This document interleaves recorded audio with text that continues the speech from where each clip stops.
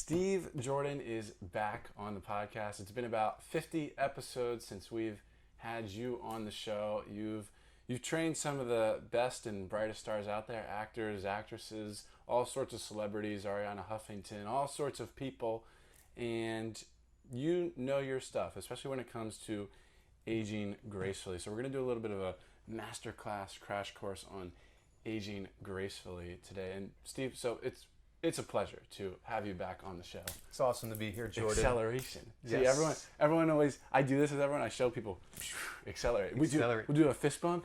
I'll be like, no, watch this. Accelerate. Where'd you first come up with that? I opened my fitness studio almost 12 years ago in Los Angeles, and it was called Steve Jordan Acceleration.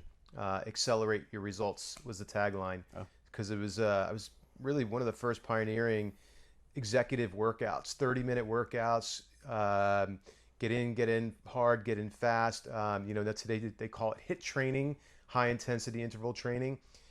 I was doing it and I was calling it an accelerated training result, and that was just the way that I found my niche in the space that I was working with, because I did work and do work with a lot of people who are very time sensitive, Ariana Huffington and people of the like, who their priority is business. Their priority is influencing others, as we are doing here today, and time is of the essence. So how do we impact them the best that we can? And I pulled all together all my experiences through the 23 years and pulled it all together. And right now I'm really excited to bring to everybody this whole new concept that I'm bringing together, aging gracefully. Yeah. At 44 years old, I've accumulated a wealth of knowledge through the experiences I've had, not just personally, but also with my clients who really care about aging gracefully. Celebrities care about it. Hollywood is not favorable to the aged. You have to look young, feel young, and continue to reinvent yourself. And aging gracefully is a standard in life. It's not something you do once. It's something you continue to do. And really excited to get to talk about it. Absolutely. This new concept that we've come up with. And it just made so much sense. I mean, it's something that you've had ingrained in you for quite some time, and that you've obviously taken care of yourself. You're 44 years old. I just posted to LinkedIn the other day that video, that little minute video that we took of you in the kitchen making some healthy food, and I don't know if you read all the comments, but some of them, like even just right now, like I don't believe it. I'm calling fake ID there, like you're not even over 21. Yeah, I couldn't read all the comments. There were so many of them, to be honest. It was a surprise. You said that it was going to go a little viral, and it certainly did. I think we got over 30,000 views on that, which was astounding. But what it did was it showed me that people care, and people are really affected by age. When somebody turns 21, I feel like that's the tipping point. After 21, people feel like, from what I experienced, they feel like they go downhill. When someone turns 30, they're like, oh God, I'm afraid to turn 30. And 40, forget about it. Like, people go bananas and lose their shit. I was happy to turn 40, and I'm happy to be 44 and in the space that I'm in, because I feel better than I ever have. I operate better than I ever have. I'm wiser, I'm smarter. I have more tools in my toolbox that just come naturally. And like you said earlier, it does come from the years of experience and time that I've put attention and focus on it. Like, I was making food the other night while everybody else was grabbing fast snacks and to-go kind of things. I was like, forget about it. Watch this. Look how quickly I can do all this healthy stuff. I obviously had to go to the grocery store prior, and I did that as soon as I arrived here in Florida. And then I just had it in my hand, and within 5 minutes, I had a healthy snack that, fed not just me, but you and a few others. So it was like, I don't know. I just feel like you can't do it. You can't not do it. You have to. Right. And it's more about than just looking good. It's really, honestly, Jordan, I think the caveat to all this is feeling good, right? People want to look good, but when you feel good, you look good. Well, before we really get into this today, people can find you at stevejordan.com, at stevejordanfitness on Instagram.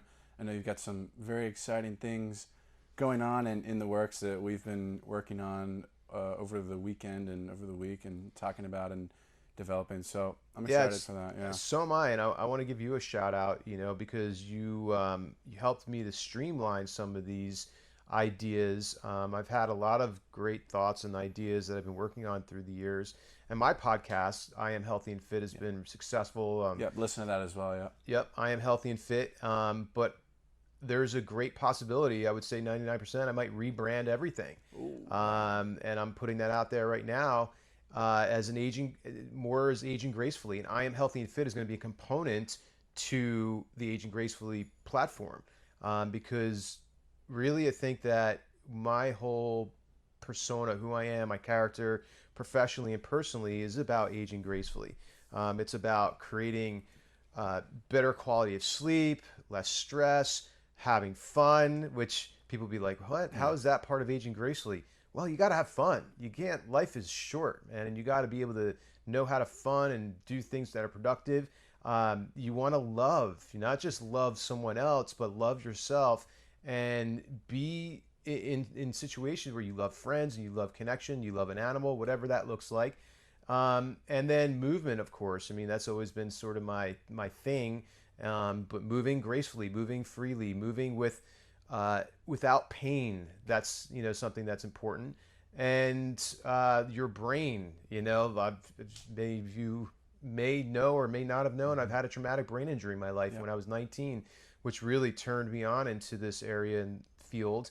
But I had to protect and change and cure and heal my brain. So that's a very important component to this aging gracefully. And we're finding out a lot more studies today on the brain and the aging brain. And we find that with exercise, which I just did a podcast with Dr. John Rady, who's one of the leading pioneers in brain activity and exercise. He wrote a book called Spark, and it's a great podcast. And he talks about how one of the best ways to prevent an aging brain is to exercise. So all of these components all tie in together into this one big component called aging gracefully. Well, let's talk about one of them then. Sleep. Sleep is, for me, a non-negotiable. Have to get 8 hours in a night, and I'll skip the workout. I'll skip whatever I have to if for whatever reason I get to bed a little bit later than normal. Like if I get to bed at 12, I'm not going to still wake up at 6:30. I'm going to wake up at 8 o'clock, right? I don't like to stay out late. That's the worst thing for me. If I go out and party and drink and I got to stay out till 2 a.m., it's a double whammy. Like you get the drinking, but the worst part about it for me is the sleep. There's no worse feeling than waking up in the morning and just already feeling restless. Yes. And for me, so then sleep is the quickest way. Lack of sleep is the quickest way of to depression for me. Someone has to be very careful with that. What implications does sleep have over the long term? I mean, you consider it a vital part of aging gracefully, huh? Yeah, absolutely. It's funny. I remember when I was a kid, my mom, I used to sleep in. I loved my sleep, and I grew up healthy and athletic, and I needed recovery. And then when I got to college, even then, like if I had really early classes, if I didn't get to bed early enough, I would sleep in and forget going to the class. And so sleep has always been important to me. It became even more important to me in I guess my 20s when I was recovering from my brain injury, when I decided that like health and fitness was much more, and when I had to wake up earlier than most other people. Like my days would start at 6:30 in the morning. So I would start putting myself to bed earlier, and I just found I was way more productive. And I'm not naturally a morning person, but I got myself into that cycle of being a morning person by going to bed early. People use that as an excuse, though. I'm not a morning person. I think it's all language. That's their, you had said it's a non-negotiable. It's all language. Listen, we are part of every single man and woman on this planet, the 8 billion plus of us.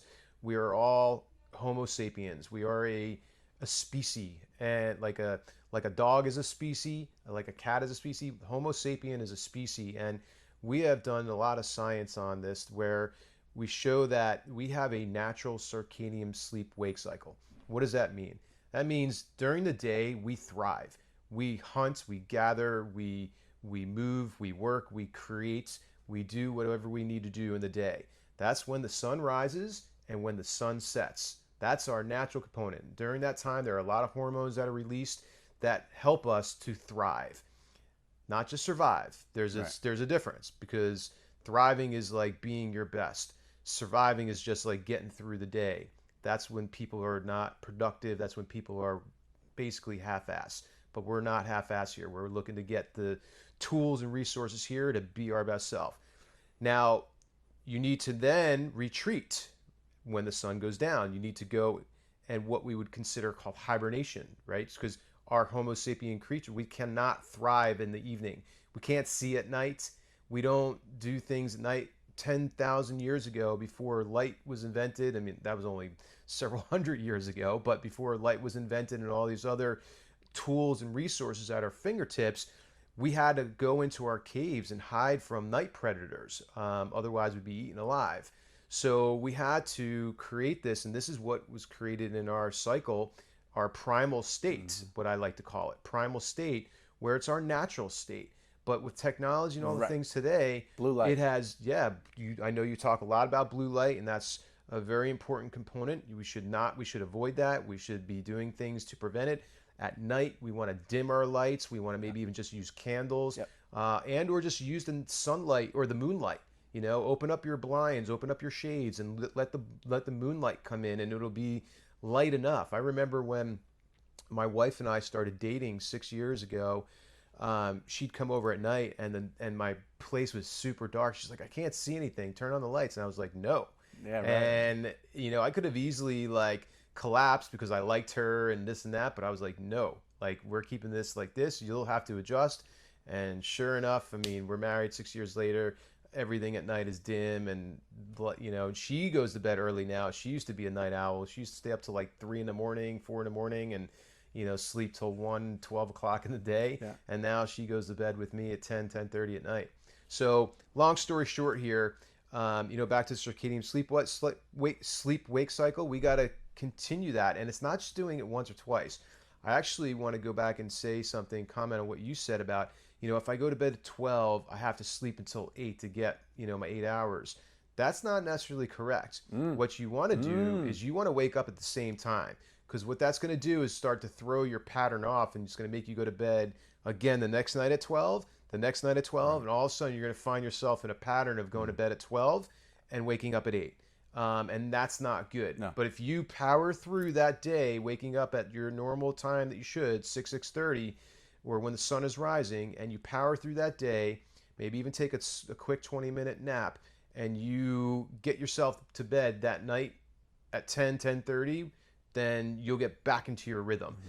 There is no such thing. Science shows that you cannot catch up on sleep.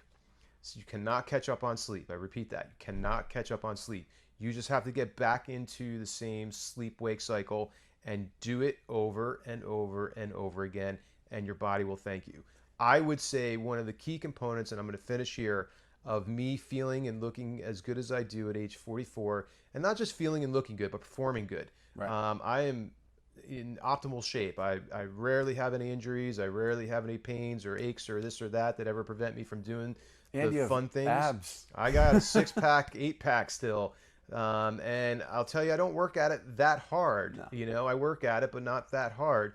And I don't mean to turn people off by that, because it does take a lot of work, but I've gotten to a point where I maintain, and then I'll work hard, and I'll maintain, and I'll work hard. I kind of ebb and flow, in which you should do. You can't constantly like go up this way.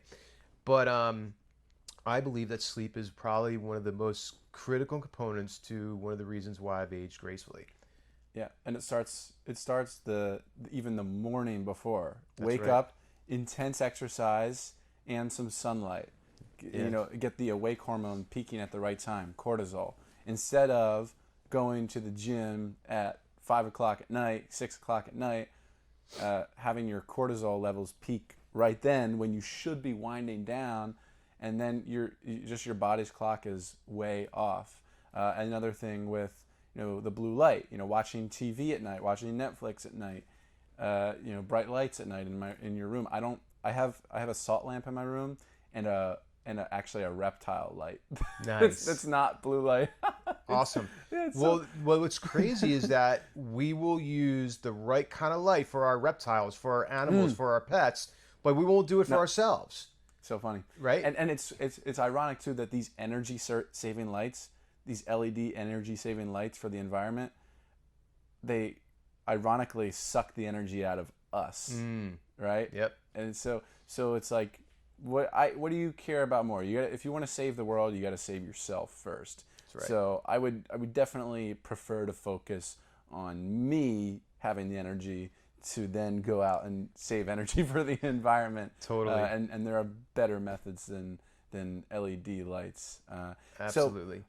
Those are the kind of things. And I wear these blue light blocking glasses. I've had blue light blocking glasses for years. I had funky ones that I got. They're like dark orange, but now I have and this is you can get them for cheap. But now I have a more expensive option, which is they're built. I have blue light blocking glasses that are built into my prescription glasses. It's amazing. Now, and so I always wear these blue light blocking glasses whenever I'm looking at any screens, because not only does it stimulate cortisol, but it causes macular degeneration. This blue light, ultraviolet light, 99% of it doesn't penetrate all the way to the back of your eyes, but with blue light, 99% of it does penetrate all the way to the back of your eyes, causes cellular death in your eyes, macular degeneration, which is really bad. And I could feel it by the end of the day. I was starting to feel that I couldn't see anymore. It was short-term eye strain, long-term eyesight loss. Mm-hmm. By the end of the day, I couldn't see anymore. I had to put on some sort of magnification glasses, and it started happening at like 9 o'clock at night.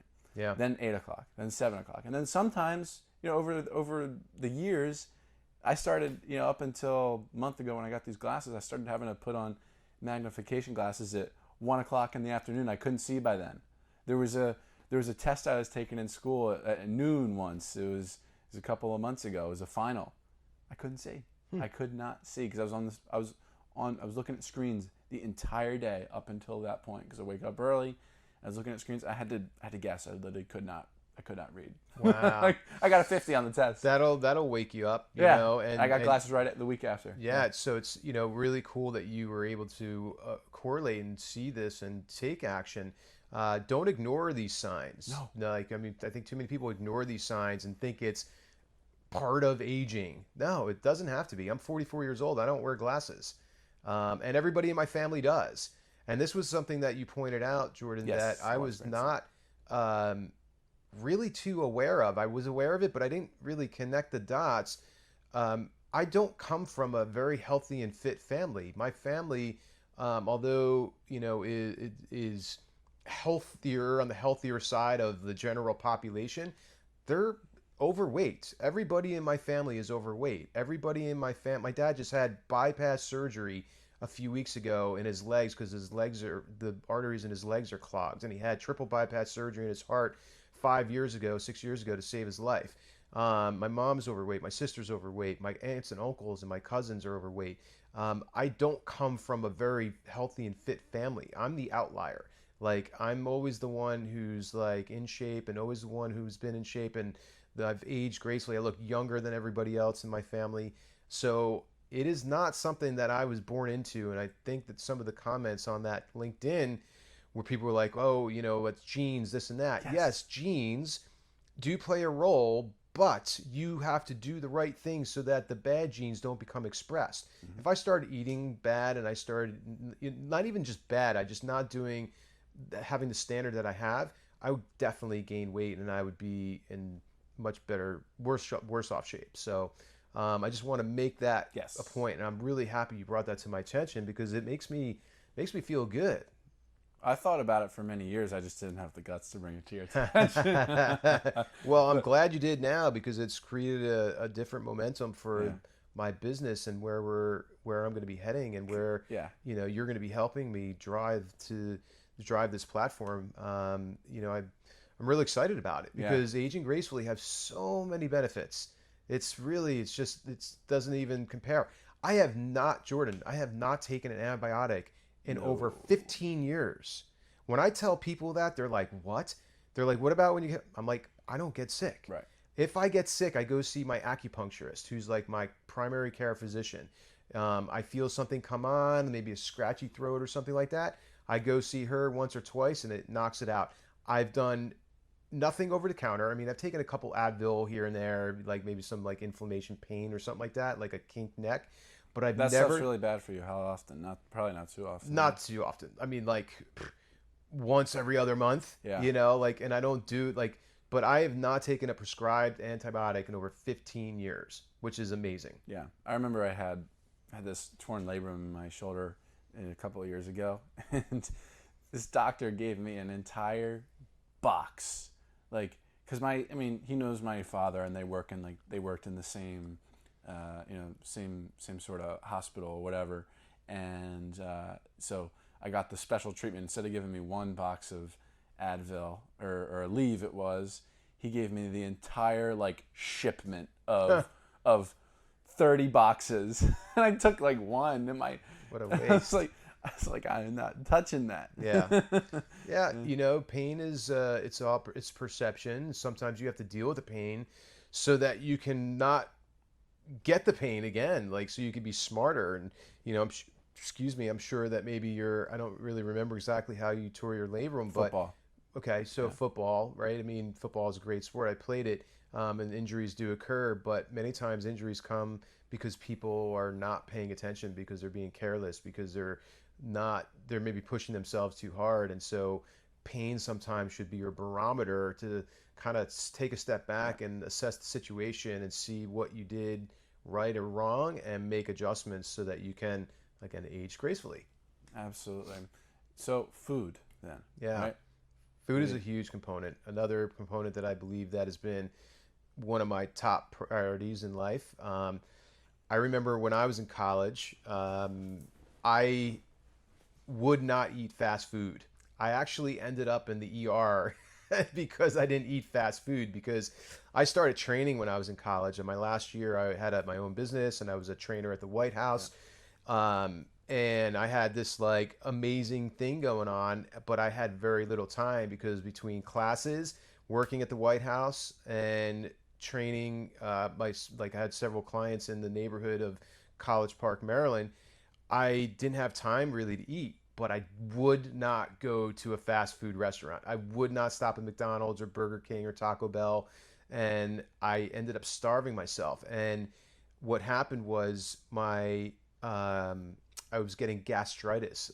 My gut lining was eating away at my stomach tissue, and I was drinking milk at the time. I didn't know milk. There was actually, I don't even know if there was an alternative to milk. This was 25 years ago, if not longer. No almond milk. At that time, like I was drinking milk, and I thought that would help, and it made it worse. And I remember waking up one morning, like I thought I was losing my appendix or something like that, and I went to the ER. And they told me I had gastritis, which just means like the lining of your stomach starts eating away because of the acid production and whatnot. And I ended up realizing that not eating the fast food or not preparing my food was creating a problem. So I still didn't want to eat the fast food. That was still like a standard. But I also didn't, I actually at that time, if I was in a pinch, if I was in a really bad situation where I wasn't able to eat, I would get something, but always on the healthier side, like a Subway, and I would only eat like half of the bread, and I would do something really healthy. I always see you take off the other half whenever you have. Yeah, you always take it off. I did that last night. Yeah, we and went you out did to it dinner. On Monday, I saw. Yep, I always take off at half the bun. You don't need the whole bun. It still tastes good. So that would be one way. But then I started to learn to cook, and I would cook simply, and it was just like chicken and rice or baked potatoes and vegetables, and I just did it the best the way that I knew how. That would fuel me, and I reiterate fuel me, because I needed the fuel, the energy to keep going and sustain the output that I needed to have during my day through work. So funny. I was talking to this girl a couple of years ago, and she's like, I once dated this guy who viewed food as fuel. It was so. I was like, well, I'm thinking to myself, like, I view it that way too. It is. Okay. Yeah, it is. I mean, you put fuel in your car to go to, a destination, or destinations, and you got to put food in your belly, in your body. That's what you are. Food is what you are made of. your body works on everything that you put into it, and that's why I say food is medicine or a poison, because the food can be the medicine to help you thrive and do the great things and age gracefully, or it can be the poison that negates your aging gracefully. It causes pain, causes disease, and prevents you from being your best self. Well, how do you eat then? How would you do I advise? personally eat? Yeah. Well, I eat several times a day. I always eat breakfast, most important meal of the day. And No it does. fast in there.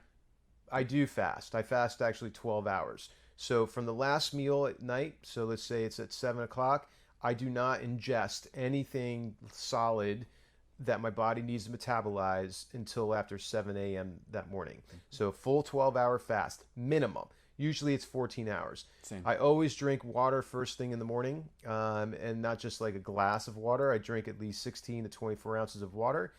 I pee, like meaning like that. It's my second pee. Usually you wake up in the morning, you pee first when you wake up, because your bladder's full from sleeping a full night. I drink the water. I'll pee again. That's my indicator that I'm ready to take something in. And I typically take in a protein, vegan, vegetarian, organic protein drink that is full of minerals and full of vitamins and protein and some of the energy that I need. And I mix it with almond milk or water. Yeah. And even sometimes I'll put a little shot of like Bulletproof's coffee in there. So it has some ghee and butter, and it has some MCT oil in there. And I might add some cacao. I might add almond butter in there. And I blend it with no ice, because the ice makes it hard to digest. Your body will actually assimilate it and digest it better when it's at room temperature. So I do that, and then I usually takes a couple hours for me to start getting hungry, and then I have quote unquote a breakfast, which is like mid-morning, and then lunch and dinner, snack in between, and that's typically how it runs. And I do that daily. I mean, just it's a routine. And when I've worked in offices, when I've been on the road training, I've had so many like different areas of my career. I was in the office. I was a trainer to trainers working for the National Academy of Sports Medicine. I would bring my food every day, I'd brown bag it and do what I needed to do. I became a trainer after that on the road, where I had basically my office was my car, traveling around. I was flying around on private planes and helicopters and whatnot around the world, training people, and I would always bring my food, and that was a priority. However it looked, whether it was a bar or a shake, or I knew where I was going to go eat if I had that time. And then now owning my own studio, I don't eat at my studio. There's a cafe right next to my studio. I've never eaten there once, because I live close enough to where I can go back and forth to my studio, and I designed that. So I go home and I cook breakfast and I cook lunch and I cook dinner. That may not be everybody's priority, but I have made that a standard in my life. I created that. I created my life. All this stuff just didn't happen haphazardly. It happened with intention, with deliberate focus and action. Yeah. So I've heard the argument like that eating out, they're paying for the time that is being saved, right? Because they can better use it elsewhere. I view my cooking time more as meditative, restorative time that is pretty essential, and like I need it, right? I don't like to go too long without it. Like I've been 2 weeks without it because I've been traveling now for 2 weeks. I'll be back home tonight, and I'm going to have a good meal by myself tonight. I'm going to cook, and it's going to be great. I'm going to get that meditative time. What do you say though? Do you think that there are benefits to eating out? Or is that just an excuse to not cook, or what? No, there's definitely benefits to eating out, and this might take you by surprise. You might not actually, anticipate this answer, but yes, because eating out is socializing. Yeah. Right? There's a big part every now and then. Yeah, every now and then. Socialization. I eat out more now that I'm married, and it's part of our thing to do together. It's our socialization. It's our connection.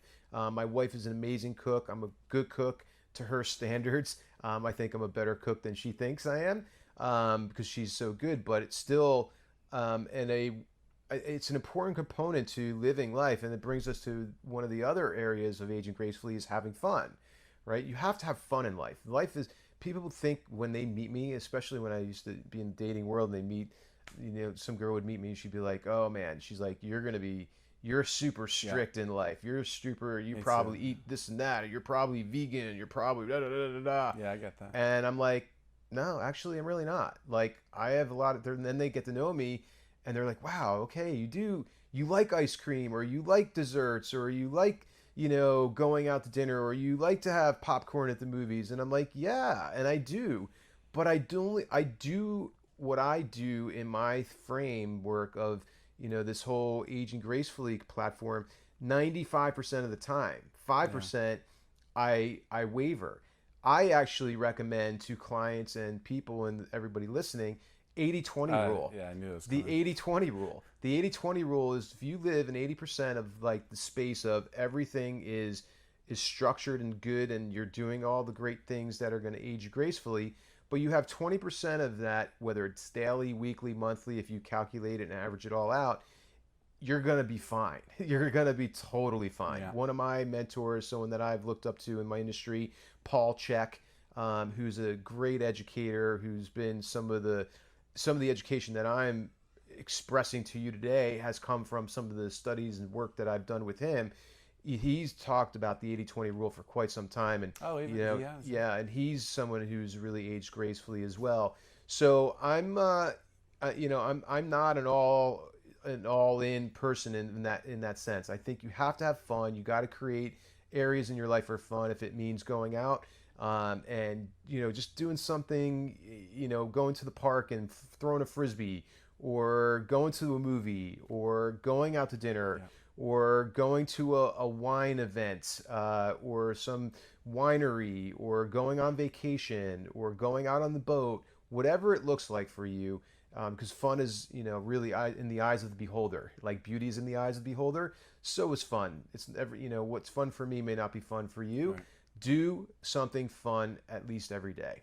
Absolutely. I'm very proactive with, hanging out with my friends, and I mean, look at the past week for me, Steve.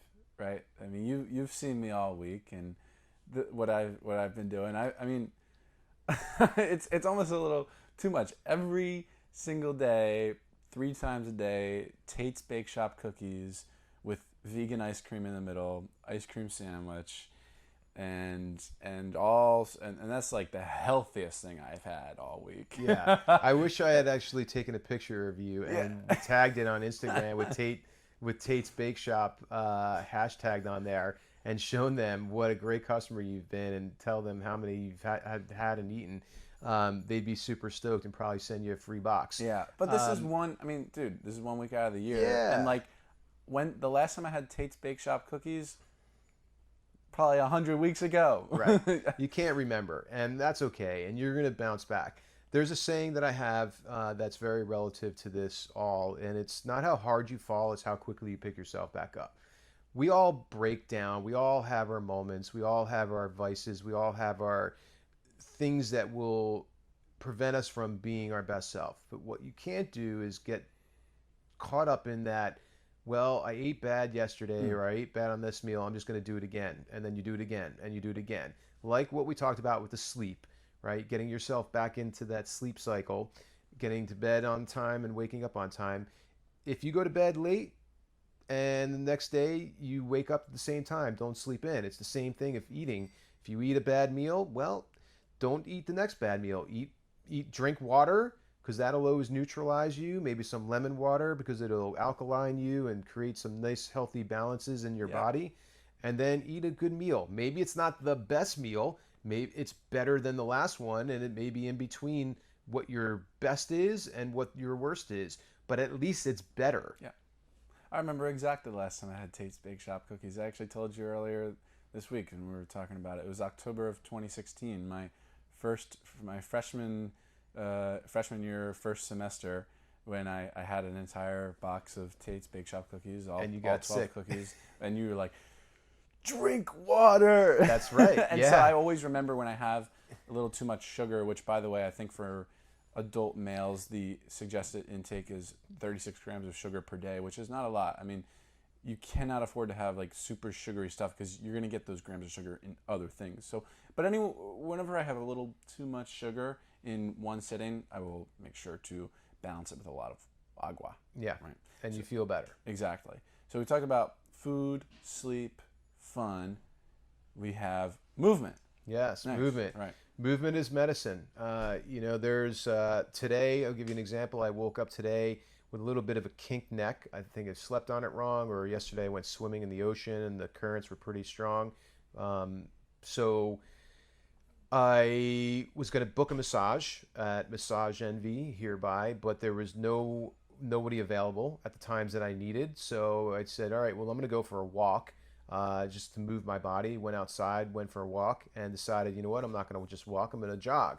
I ended up jogging 3.5 miles, came back and did about 30 minutes of yoga, stretching and movement. And then I did some foam rolling in my recovery, and I have no more neck kink. My neck kink is completely gone. I feel amazing, and I'm grateful that I just got up and moved.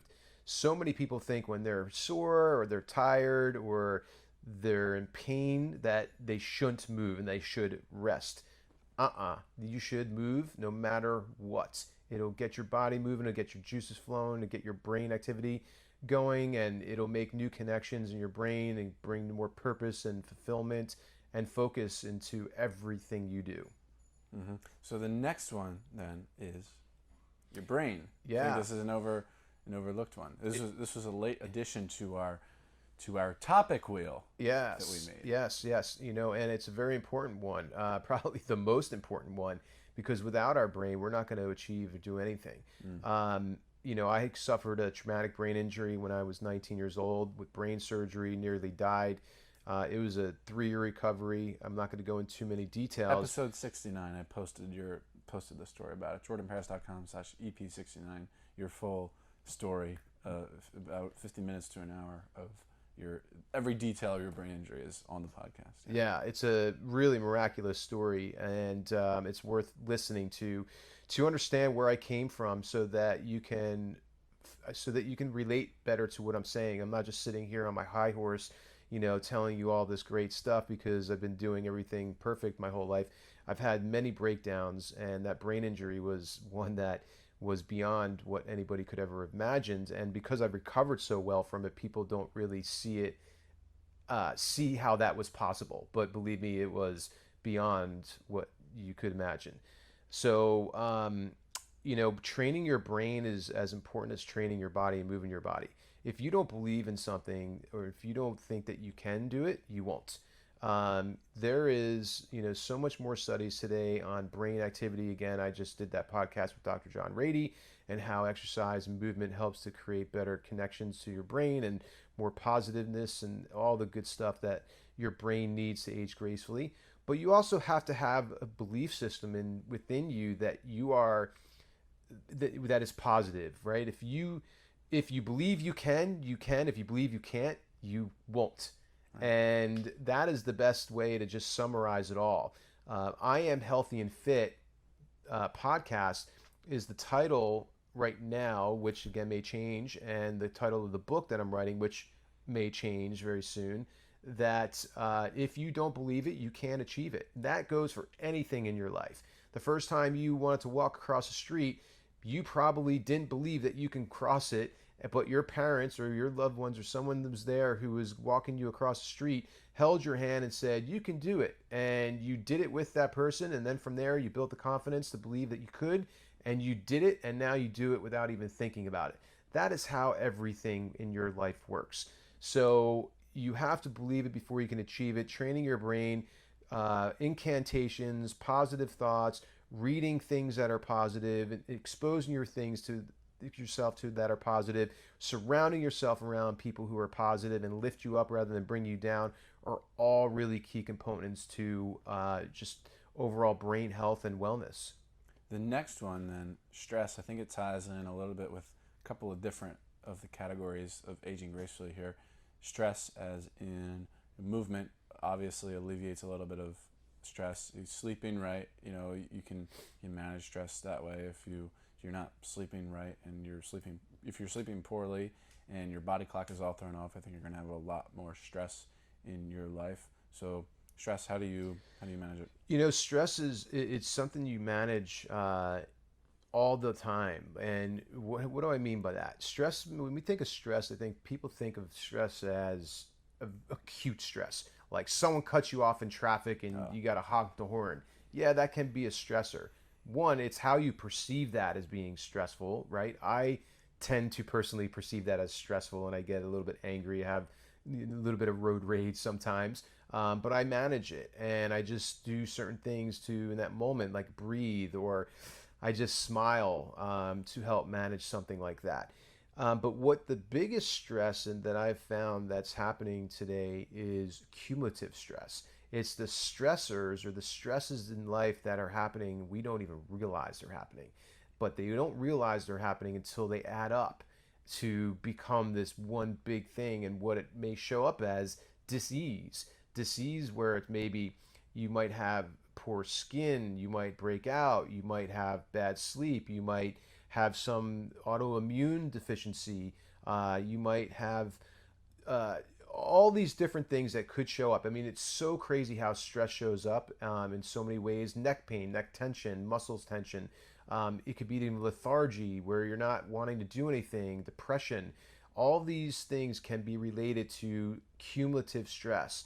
Now, how do I deal with stress? It's doing all those things we talked about earlier: sleeping well, it's eating well, it's moving well, it's having fun, it's eating, right foods, it's, creating all these patterns that really will manage and almost wipe away any kind of stress in your life. So it's a huge component.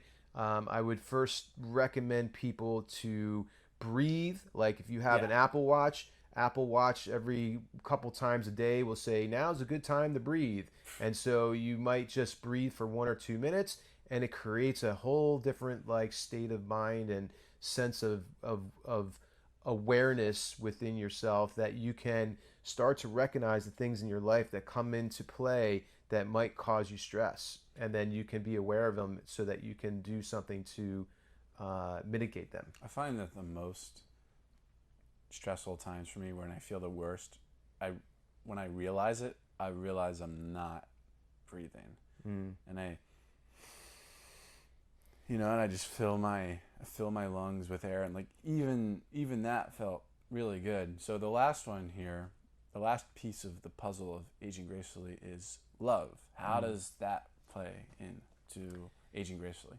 Well, really what we all need and want is love. If you break down all of human emotion, all of humans' needs, they say that babies cannot survive without love. You have to have love in your life to be able to create a sense of well-being, a sense of purpose, fulfillment, connection. Community is this big topic right now in life, like creating community, which is really important. That's love and connection. So you want to be with people that you love. Maybe you're not outwardly expressing that you love them, but you love being around them. You love the way they make you feel. You love how they inspire you. You love how this podcast motivates you and educates you. You put yourself in positions where love is an underlying possibility and presence, and find somebody in your life that you can love. When you give love, you'll get love back in return. It's the law of giving and receiving. And, it, that's not an outward thing. But then I think it's as equally important to love yourself. We are really hard on ourselves today. And I think we've always been. It's part of human nature. What's helped us to become where we are today, just think about where we were 100 years ago and where we are today 100 years. I mean, it's impossible if we didn't love ourselves, if we didn't care enough about ourselves. What does love yourself mean? Because I think that love yourself does not mean. I think people can take it to an extreme too much, and everything they won't work out the kinks in a relationship, and like I gotta love myself, like I'm too good for this, right? Mm-hmm. And just kind of like, and they'll end up single and old and single and lonely, right? Yeah. and not aging gracefully. Right. Statistics show that when you're in a relationship, a marriage, or you have a partner in life that is compatible, you live longer. People who are single tend to live less. And what does it So, look like? yeah. It means being okay with who you are. Like being okay with who you are.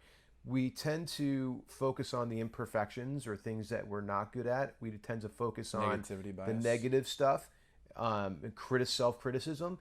Be okay with who you are. Love all that you are and all that you're not. And do better, not be perfect, do better at the things that you're not to polish off yourself. And that will create more self-love and connection. I didn't have a lot of self-love for a lot of part of my life until maybe 8 years ago when I started going to therapy, which was a um, huge factor into where I am today, being able to be married happily and having a great life and fulfillment and really just joy. I don't compare myself with anybody. I just live my own life and do run my own race and create my own happiness and joy because I found self-love. Because I realized that I was really self-critical and I didn't really love myself. Maybe because of my accident, because I didn't really know who I was, because I had that traumatic incident that really took 3 years of my life and just turned me upside down, literally. I had to find a whole new paradigm, and I never found the self-love.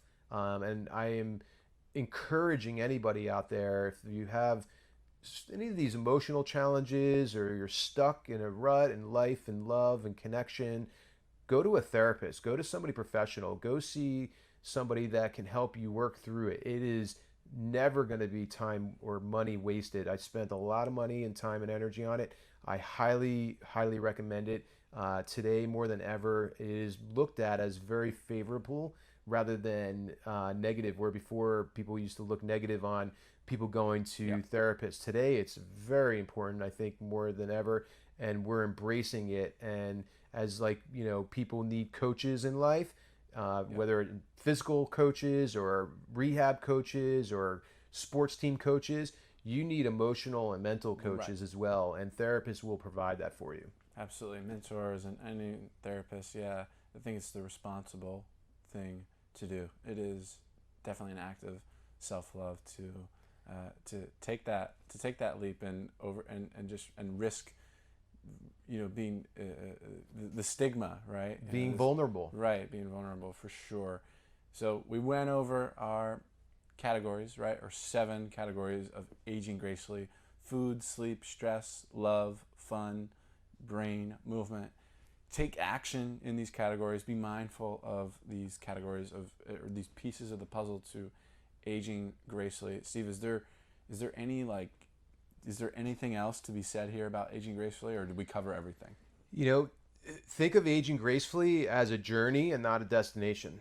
I think that's really where I want to drive this home as well, because people tend to be quantitative. They want to know, well, what does aging gracefully? Where do I go? How does that look? Right?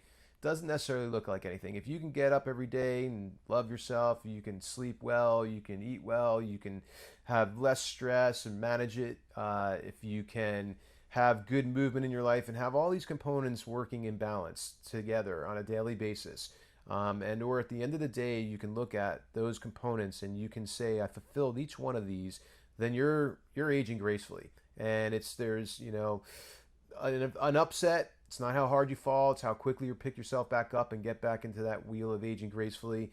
And I encourage you to start today. Don't let it wait. Don't wait until something happens to where you need to then take action. Take action today, little by little, day by day, month by month, year by year, and you'll find yourself having the compliments, and you'll be in a space where people will be complimenting you and creating a nice environment for yourself. You'll be happy and live a fulfilling life. There's no question about that. Well, people can visit you, Steve, at stevejordan.com, and I highly recommend that people hit that hashtag I am healthy and fit on the homepage to get on your email list, because you and I both know that things are about to get quite exciting right about now, and there's going to be a lot more content in this area, a lot more education in this area of aging gracefully, which is, Yeah. I mean, we don't want I certainly don't want the peak of my peak years to be 20 to 30.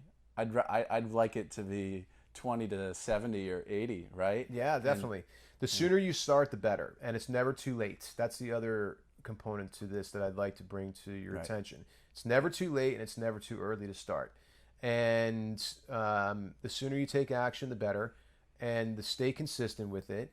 And we do have some exciting things. We're going to have a course, which I'm excited about, for a small fee. You're going to learn some of the really detailed oriented ways in which what we discussed here on this macro level, you're going to learn the micro components to each of those to start, really honing in and taking action on those. And then we're going to have something in the end that's going to be a beautiful opportunity for you to create more balance. And I'm going to help curate that for you, providing you products that I use, from skincare lines to foods to snacks to even chocolates and things that I've been using for a good part of my life that I know that has facilitated my my aging gracefully and feeling great, and from the inside out. So it's going to be an awesome opportunity for you to stay on board. Make sure that you sign up for what Jordan said, my newsletter, and be part of my subscription and part of my team and part of my community, because this is going to get exciting, because we're living longer today. Modern medicine has helped us to combat some of the diseases that have taken lives earlier. So why not age gracefully if we're living longer? I think it's really important. Yep. Putting in your email is free. You can do it right now, and that course you mentioned for a small fee it's going to be under $10. So it's it makes a lot of sense.